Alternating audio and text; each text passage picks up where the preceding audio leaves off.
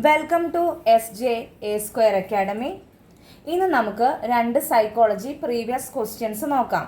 26th one, അരുണിൻ്റെ ബുദ്ധിമാനം IQ 120 ആണ്.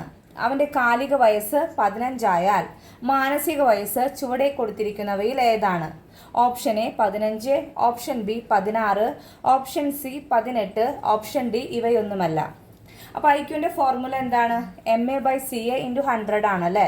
അതായത് മാനസിക വയസ്സ് ബൈ കാലിക വയസ്സ് × 100 ആണ്.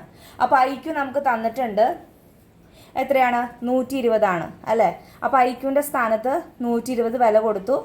മാനസിക വയസ്സ് ബൈ കാലിക വയസ്സ് എത്രയാണ് തന്നിട്ടുണ്ട്? 15 ആണ് തന്നിട്ടുണ്ട്. അപ്പോൾ 15 വില കൊടുത്തു × 100. ഇനി ഈ 15നെയും ഈ 100നെയും നമ്മൾ സമത്തിൻ്റെ ഇപ്പുറത്തേക്ക് കൊണ്ടുവരികയാണ്. അപ്പോൾ ഇത് ഡിവൈഡ് ആയ കാരണം മൾട്ടിപ്ലിക്കേഷൻ ആവും, ഇത് മൾട്ടിപ്ലിക്കേഷൻ ആയ കാരണം ഡിവൈഡ് ആവും. അപ്പോൾ 120 × 15/100 വരും. അതിനെ വെട്ടിക്കളയുമ്പോൾ നമുക്ക് 18 ആണ് ആൻസർ കിട്ടുന്നത്. മാനസിക വയസ്സ് = 18 ആണ്.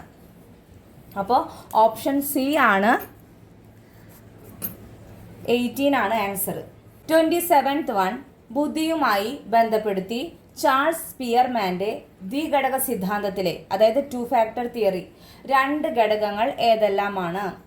ഓപ്ഷൻ എ G ഘടകവും F ഘടകവും, ഓപ്ഷൻ ബി G ഘടകവും S ഘടകവും, ഓപ്ഷൻ സി S ഘടകവും K ഘടകവും, ഓപ്ഷൻ ഡി S ഘടകവും F ഘടകവും.